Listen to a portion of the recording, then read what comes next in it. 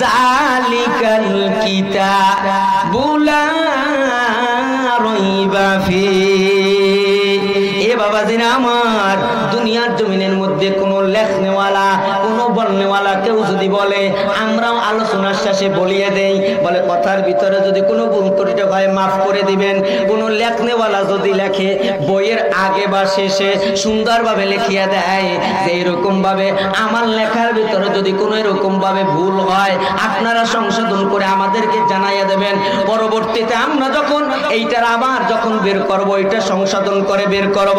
মুসলমান বাবাজিরা আমার, কিন্তু আল্লাহ পাক এমন একটা গাইডলাইন আমাদেরকে দিয়েছেন, যেই গাইডলাইনের দ্বিতীয় আয়াতেই আল্লাহ তাআলা জানাইয়া দেয় জালিকাল কিতাবু লা রাইবা ফীহি। বলে এটা এমন একটা কিতাব যার ভিতরে ভুল তো দূরের কথা, কোনো সন্দেহের অবকাশ নাই। জোরে চিল্লে এখন সুবহানাল্লাহ, নারে তাকবীর। আল কোরআনের আলো, আল কোরআনের আলো।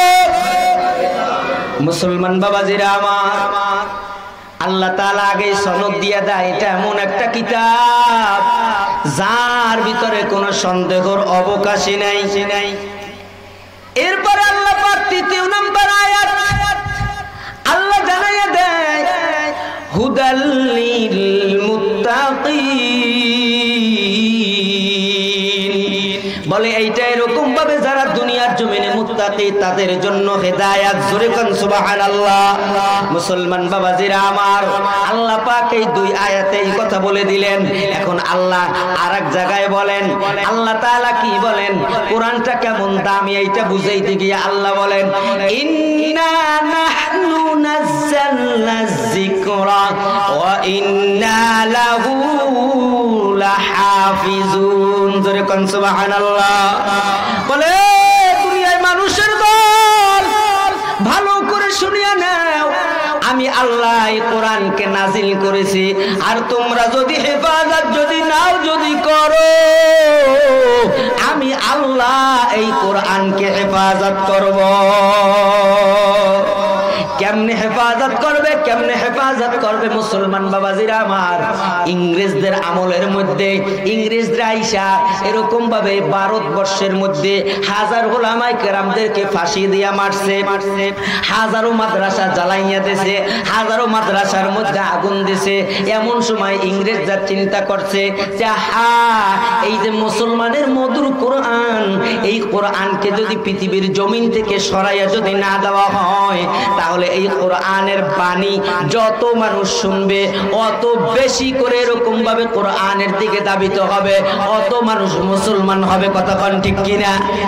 কারণ কোরআন এমন একটা মুজিজা। এ বাবা, আবু জাহেল এরকম ভাবে বৈঠকে বৈশা আবু জাহেল পরামর্শ করে, কেউ মুহাম্মাদের কোরআন শুনতে কেউ যাবা না, কারণ কোরআন যেই শুনে সেই পাগল হয়। সুবহানাল্লাহ। কারণ কি বাজান, কেমন জ্বলন্ত মুজিজা উদাহরণ নেন। এখানে 60, 70, 75, 80 বছরও মুরব্বী বাবাজিরা আছেন কিনা? কথা কয় না, আছেন কিনা? আপনারা একটু সাক্ষী দেন।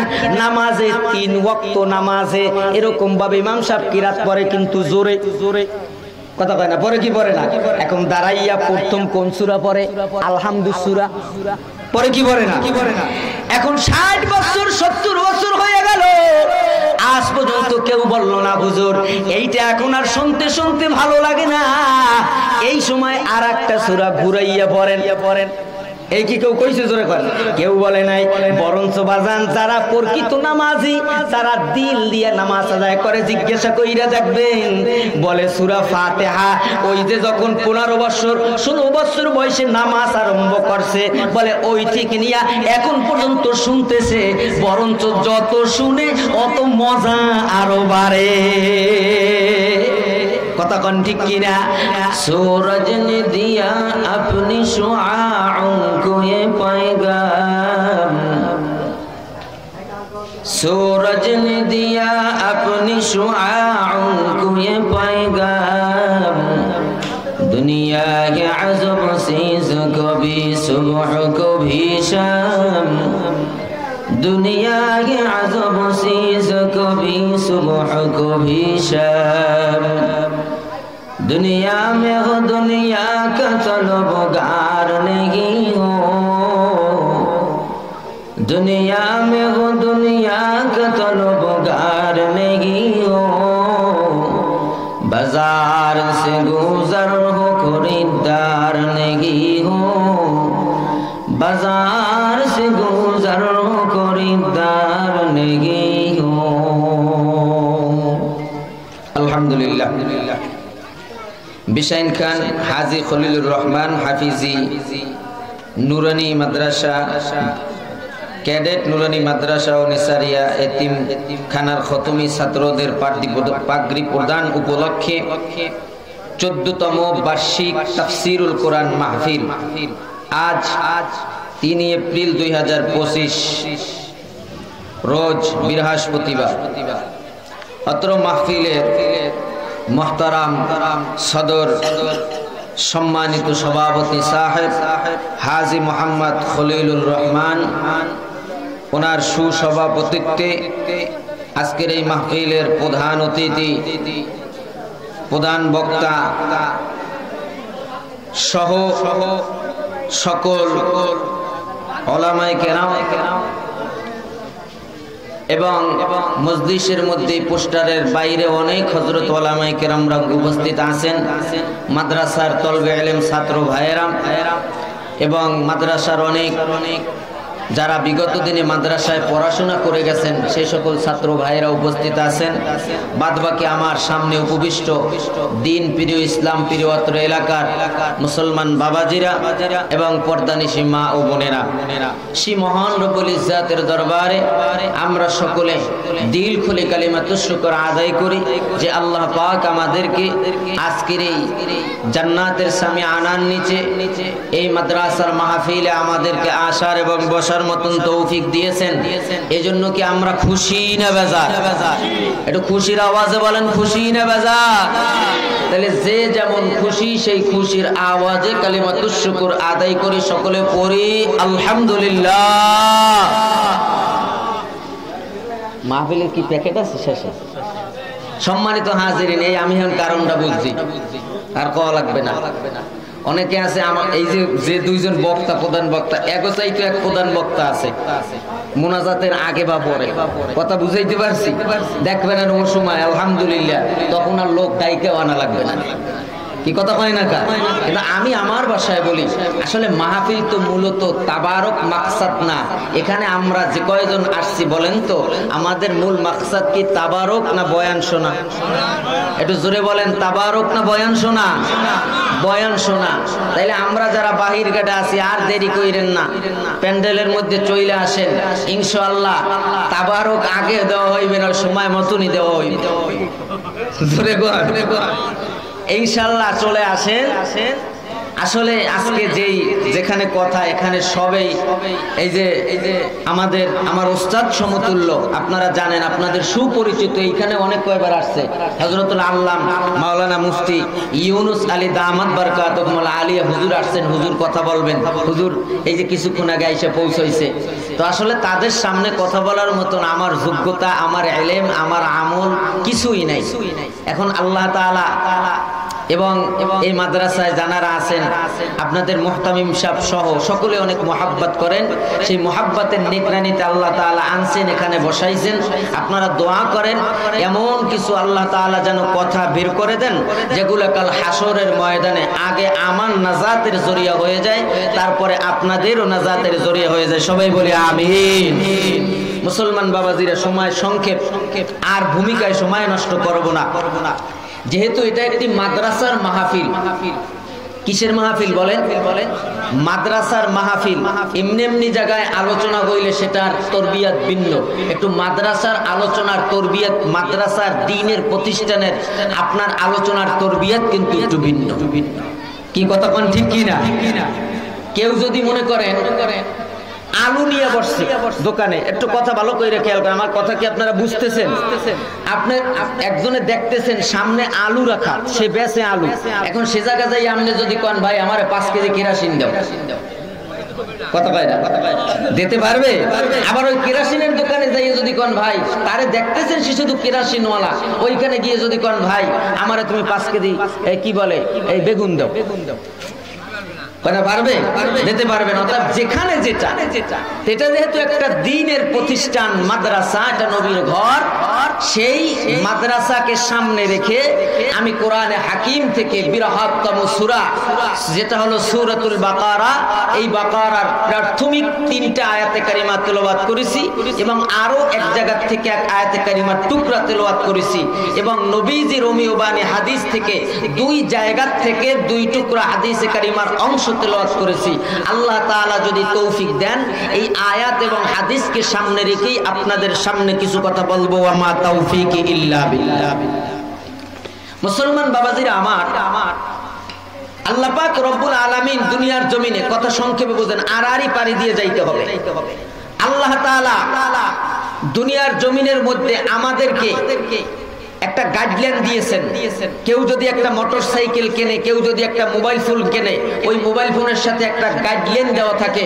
ঠিক তেমনি ভাবে দুনিয়ার জমিনে মানুষকে চলার জন্য আল্লাহ তাআলা একটা গাইডলাইন দিয়েছেন, যে গাইডলাইনের নাম হইল কোরআন। গাইডলাইনের নাম কি? জোরে কোন, একটু জোরে কোন, গাইডলাইনের নাম কি? মুসলমান বাবাজিরা আমার, আর এই গাইডলাইনটা এমনই একটা গাইডলাইন, বিগত জামানার মধ্যে আল্লাহ তাআলা উম্মতদের মধ্যে নবীদের উপরে গাইডলাইন দিয়েছিলেন, কিতাব দিয়েছিলেন, কিন্তু ওই কিতাবের মধ্যে আর এই কিতাবের মধ্যে পার্থক্য কি? বলে ওই কিতাবগুলোর অবস্থা এমন ছিল, বলে নবীরাও দুনিয়ার থেকে গেছে, কিতাবের আর কোনো নাম চিহ্ন থাকতো না। ওই কিতাব দিয়ে তখন আর কোনো এরকম ভাবে কি বলে কোনো কাজ হইতো না।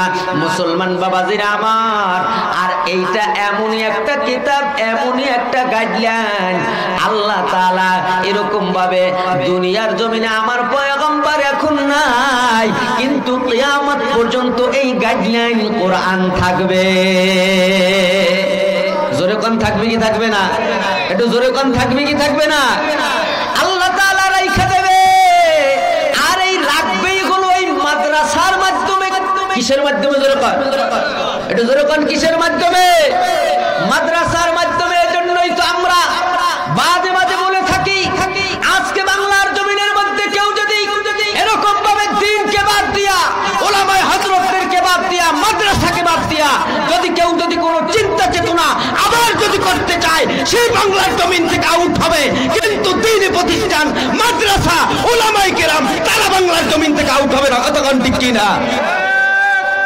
শেষ হয়েছে। কারণ বিগত বছরে ইতিহাস আমরা দেখেছি, কতক্ষণ ঠিক কিনা? অতএব সামনে কোন চিন্তা চেতনা করতে হলে কোরআনকে সামনে রেখে চিন্তা চেতনা করতে হবে। আগামীর বাংলাদেশ কোরআনের বাংলাদেশ, কতক্ষণ ঠিক কিনা? আগামীর বাংলাদেশ দ্বীনের বাংলাদেশ, ঠিক কিনা? যখন এই বাংলার জমিন অনেক তন্ত্রমন্ত্র, অনেক কিছু দেখেছি, আর কিছু দেখতে চাই না। আগামী বাংলাদেশ ইনশাআল্লাহ আমরা কোরআনের বাংলাদেশ দেখতে চাই। রাজি আছেন ইনশাআল্লাহ? আমরা কোন অনেকে আবার কইতে পারে হুজুরদের রাজনীতির কথা কয়। কিসের রাজনীতি? আমি আমার ভাষায় সব সময় বলি, আমি আওয়ামী লীগ বুঝি না, বিএনপি বুঝি না, জাতীয় সব কিচ্ছু বুঝি না। আমরা চাই এই বাংলাদেশ এরকম ভাবে কোরআনই আইনের শাসন। কি কথা বল না? তাতে যারা করবে, আল্লাহ তাআলা আমাদেরকে বুঝবার এবং আমল করার তৌফিক দান করুন। সবাই জোরে কোন আমিন, আরো জোরে বলেন আমিন। মুসলমান বাবাজিরা আমার, আল্লাহ পাক রব্বুল আলামিন দুনিয়ার জমিনের মধ্যে যে গাইডলাইনটা দিয়ে দিলেন, এই গাইডলাইনের নাম হইল কোরআন। মুসলমান বাবাজিরা আমার, এখন এই কোরআন আল্লাহ তাআলা কেমন দামি বানাইলেন, কেমন সম্মানী বানাইলেন, একটু ভালো করে কান লাগায় শুনিয়া নেন। আমি যে আয়াতে কারিমা তেলাওয়াত করেছি, আল্লাহ তাআলা সূরাতুল বাকারার শুরুর আয়াতে প্রথমে জানাইয়া দেয়। প্রথম যে আয়াতটা আল্লাহ তাআলা জানাইয়া দেছে, একে বলে হরফে মুকাদ্দামে মাজিদের মধ্যে 29 জায়গায় বিদ্যমান আছে। এইটা হলো একটা পিনকোডের মতন, যেমন প্রত্যেকটা মোবাইলের মধ্যে একটা প্যাটার্ন থাকে, একটা লক থাকে। বলে ওই লকের কথা, ওই প্যাটার্নের কথা ওই মোবাইল ওয়ালা ছাড়া আর কেউ জানে না। ঠিক তেমনি ভাবে আল্লাহ তাআলা কোরআনে মাজিদের 29 জায়গার মধ্যে যেই পিনকোড আর প্যাটার্ন দিয়ে দিয়েছেন, এই পিনকোডের অর্থ দুনিয়ার কেউ জানে না। আল্লাহ ডাক দিয়া বলে আলিফ লাম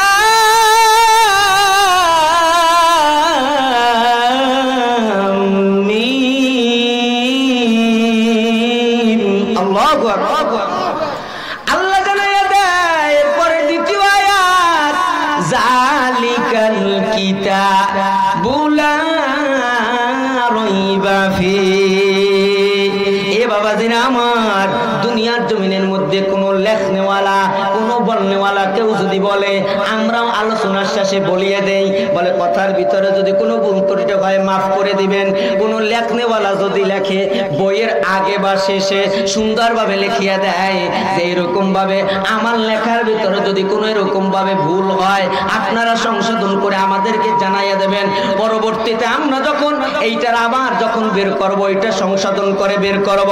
মুসলমান বাবাজিরা আমার, কিন্তু আল্লাহ পাক এমন একটা গাইডলাইন আমাদেরকে দিয়েছেন, যেই গাইডলাইনের দ্বিতীয় আয়াতেই আল্লাহ তাআলা জানাইয়া দেয় জালিকাল কিতাবু লা রাইবা ফীহি। বলে এটা এমন একটা কিতাব যার ভিতরে ভুল তো দূরের কথা, কোনো সন্দেহের অবকাশ নাই। জোরে চিল্লে এখন সুবহানাল্লাহ, নারে তাকবীর। আল কোরআনের আলো, আল কোরআনের আলো। মুসলমান বাবাজিরা আমার, আল্লাহ তাআলা আগে সনদ দিয়ে দেয় এটা এমন একটা কিতাব যার ভিতরে কোনো সন্দেহের অবকাশই নাই।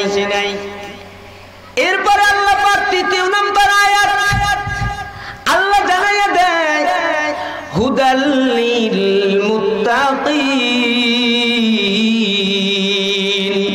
বলে এইটা এরকম ভাবে যারা দুনিয়ার জমিনে মুত্তাকি তাদের জন্য হেদায়েত। জোরে কোন সুবহানাল্লাহ।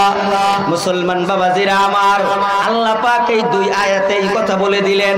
এখন আল্লাহ আরেক জায়গায় বলেন, আল্লাহ তাআলা কি বলেন, কোরআনটা কেমন দামি এইটা বুঝাইতে গিয়ে আল্লাহ বলেন ইন্না নাহনু নাযালনা যিকরা ওয়া ইন্না লাহু লাহাফিজুন। জোরে কোন সুবহানাল্লাহ। বলে দুনিয়ার মানুষের দল ভালো করে শুনিয়া নাও, আমি আল্লাহ এই কোরআনকে নাজিল করেছি, আর তোমরা যদি হেফাজত যদি নাও যদি করো, আমি আল্লাহ এই কোরআনকে হেফাজত করব। কেমনে হেফাজত করবে, কেমনে হেফাজত করবে? মুসলমান বাবাজিরা আমার, ইংরেজদের আমলের মধ্যে ইংরেজরা আইসা এরকম ভাবে ভারতবর্ষের মধ্যে হাজার উলামায়ে কেরামদেরকে ফাঁসি দিয়া মারছে, হাজারো মাদ্রাসা জ্বালাইয়া দিয়েছে, হাজারো মাদ্রাসার মধ্যে আগুন দিয়েছে।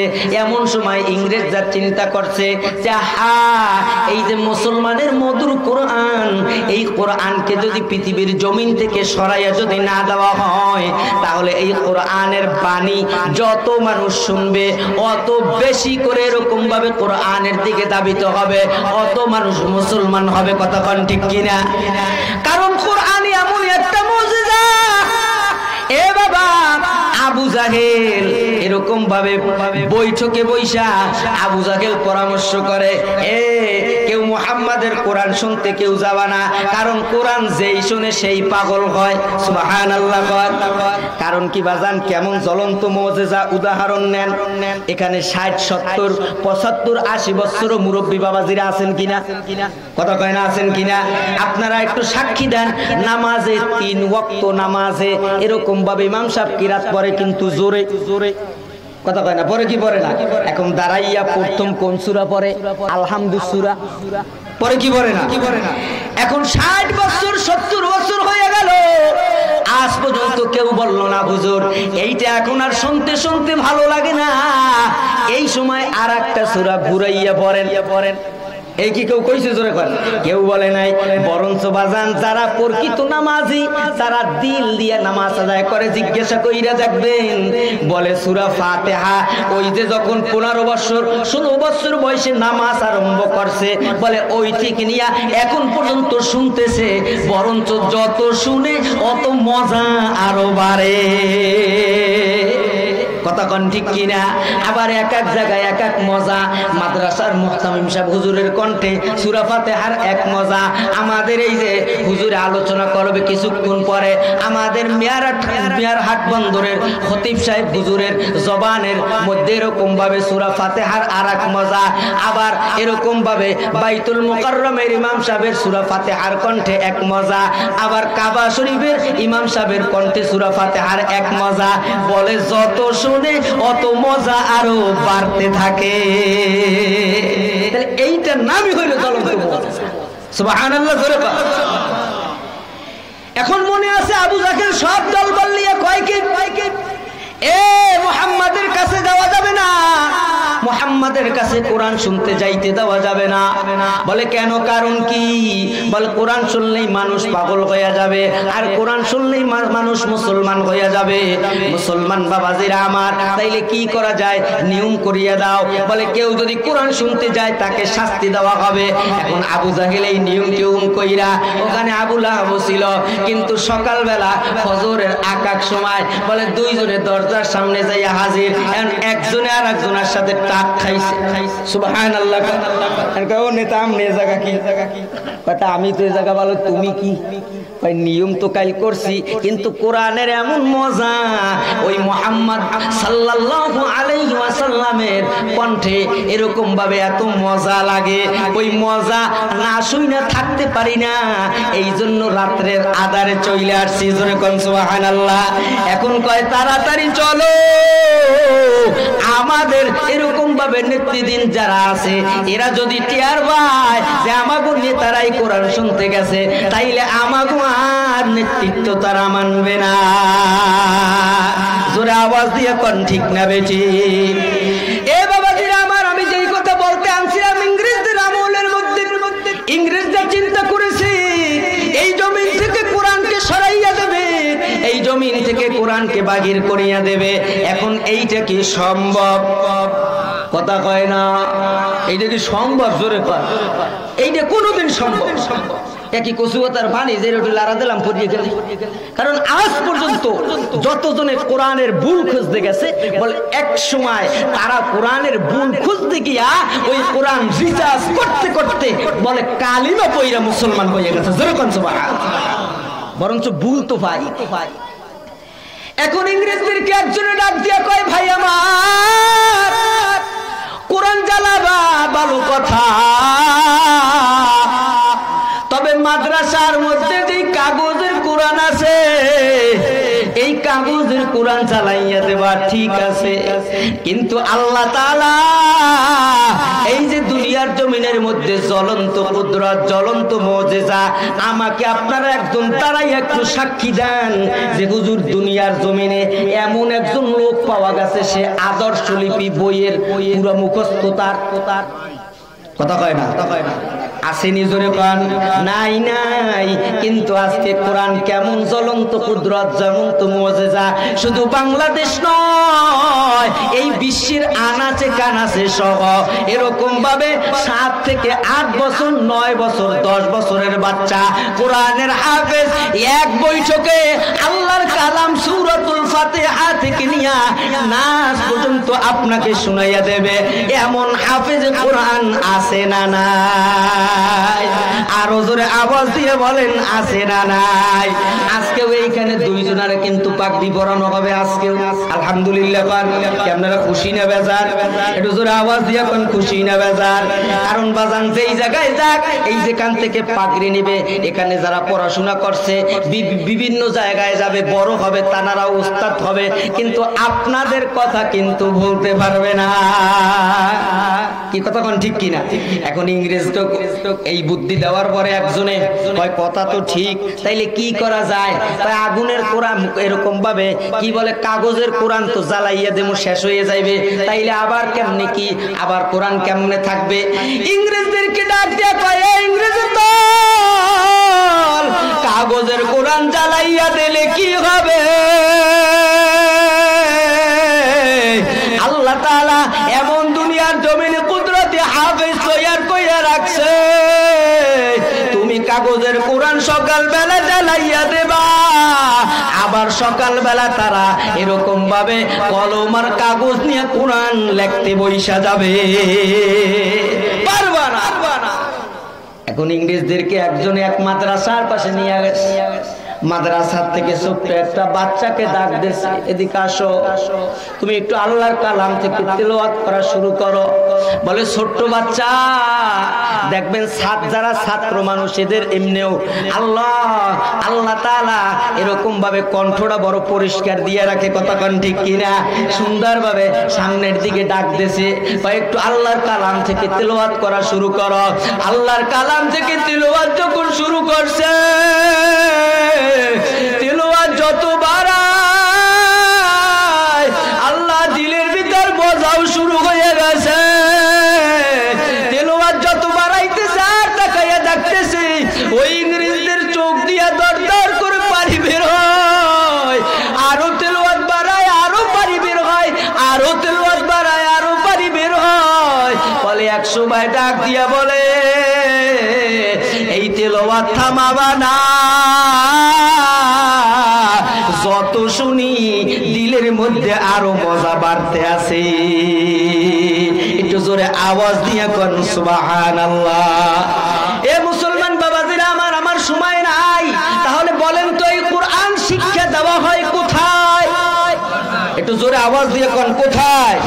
এখন বলেন হিসাব মিলাইয়া নেন, তাইলে মাদ্রাসায় যারা পড়ে এবং পড়ায় তারাও কিন্তু দামি, কথা কয় না, বড় দামি। আল্লাহর হাবিব কি বলছে, আল্লাহ তাআলা কি বলছে শুনেন। আমি জায়াতে কারীম অন্য জায়গা থেকে তেলাওয়াত করেছি, আল্লাহ জানাইয়া দেয়, কুল হাল ইয়াস্তাবিল্লাযীনা ইয়া'লামুনা ওয়াল্লাযীনা,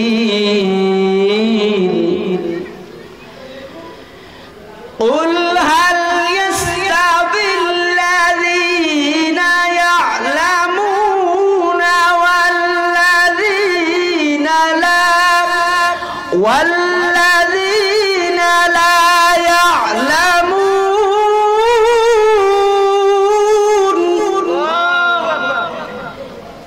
আল্লাহ জানাইয়া দেয়, এ দুনিয়ার মানুষেরা, এ দুনিয়াবাসীরা, ভালো করে কান লাগাইয়া শুনিয়া রাখ, দুনিয়ার জমিনে যারা জানে এবং যারা জানে না, প্রশ্নবোধক চিহ্ন আল্লাহর নবীকে উদ্দেশ্য করে বলে, হে নবী আপনি বলিয়া দেন, দুনিয়ার জমিনে কৌল যারা জানে এবং যারা জানে না তারা কি কোনোদিন সমান হতে পারে?